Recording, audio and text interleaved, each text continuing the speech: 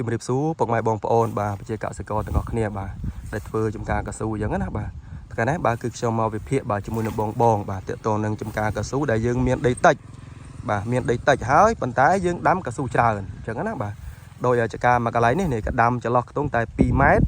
បាទគុណឲ្យ4កន្លះទេអញ្ចឹងបើយើងគិតទៅក្នុងហត្តាចូល1100ដើមឯណោះបាទគឺជាចំនួនមួយច្រើនបាទជាទូទៅស្តង់ដាបាទដែលយើងដាំបាទគឺចន្លោះ3 6មានន័យថាត្រឹមតែ555ដើមមានន័យថាខុសគ្នាសឹងតែពាក់កដាលបាទសឹងតែពាក់កដាលអញ្ចឹងណាបាទអញ្ចឹងបងបើសិនជាចង់បានទិន្នផលច្រើននៅពេលដែលយើងដាំកស៊ូច្រើនបែបនេះណាបាទអញ្ចឹងការប្រើប្រាស់ជីបេក៏ច្រើនដែរបងត្រូវដឹងថាគ្នាច្រើនស៊ីក៏ច្រើនដែរអញ្ចឹងណាបាទឧទាហរណ៍ថាបាទបាយបាទមួយឆ្នាំងបាទយើងហូបត្រឹមតែ5នាក់អញ្ចឹងណាអានឹងស៊ីគ្រប់ហូបគ្រប់តែបើសិនជាបងបាទដាក់ដល់ត្រឹមតែ8នាក់អញ្ចឹងមានន័យថាវាអត់គ្រប់ទេមានន័យថាហូបអត់គ្រប់ទេអញ្ចឹងណាបាទអញ្ចឹងតកតងនឹងចការកស៊ូនៅពេលដែលយើងដាំញឹកបែបនេះ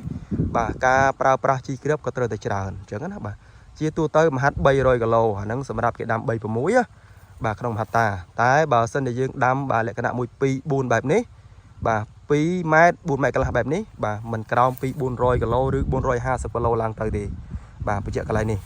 យើងត្រូវដឹងថាគ្នាច្រើនស៊ីច្រើនបានផ្ដល់ទិន្នផលច្រើនអញ្ចឹងណាបាទតែបើគ្នាច្រើនហើយបាទឲ្យអាហារមិនគ្រប់មិនដែលបាទអញ្ចឹងមានន័យថាការផ្ដល់ទិន្នផលឲ្យ